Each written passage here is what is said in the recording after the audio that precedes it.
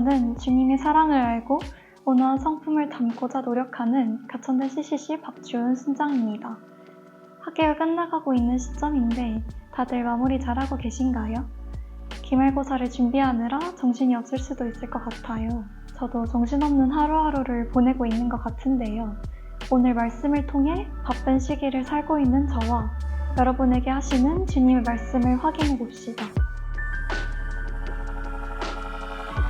요셉이 동생 베냐민을 보고 형들과 함께 잔치에 초대하는 것으로 시작합니다.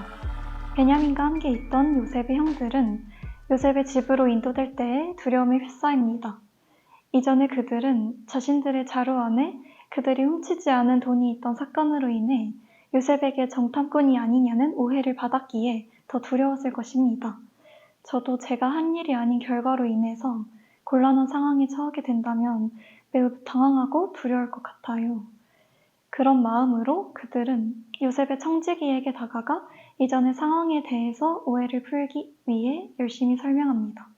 그러나 청지기는 두려움에 떠는 그들에게 안심하고 두려워하지 말라고 하며 너희 하나님이 재물을 너희 자루에 넣어주신 것이라고 이야기합니다.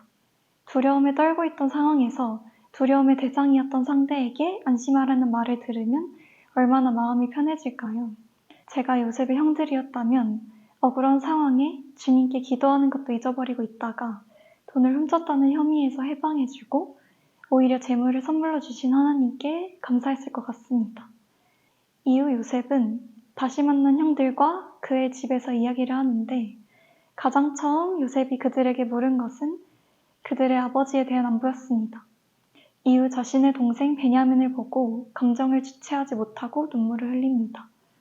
이 구절을 보며 요셉은 아버지와 동생을 깊이 그리워하고 오랜 기간 보지 못했어도 사랑하고 있었다는 것을 알 수 있었습니다. 저는 오늘 말씀을 보면서 요셉보다는 형들의 행동과 상황에 더 집중하게 되었는데요.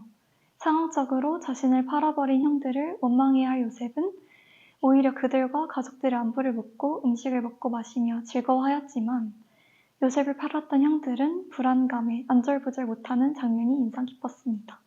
요셉은 하나님의 은혜 안에서 이미 형들을 용서하고 있었지만 형들은 요셉을 판 죄에서 아직 벗어나지 못한 것을 알 수 있는 장면이라고 생각했어요. 이런 생각을 하면서 지금 나의 상태는 어떠한지를 돌아보았습니다. 요셉이 자신들이 팔아버린 동생이라는 것을 까맣게 모르고 진짜 죄를 지은 것처럼 조마조마한 마음으로 식사 자리에 왔을 그들이 마치 저와 비슷하다는 생각이 들었습니다.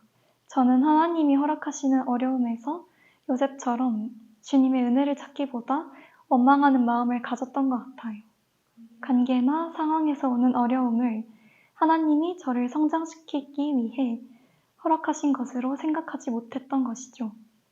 모든 과정을 선하신 계획이라고 생각하지 않고 그저 어려움이라고만 생각했던 것 같습니다.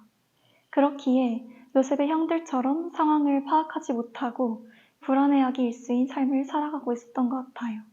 그렇지만 하나님은 죄에서 아직 벗어나지 못한 요셉의 형들에게도 청지기를 통해 두려워하지 말라고 하십니다.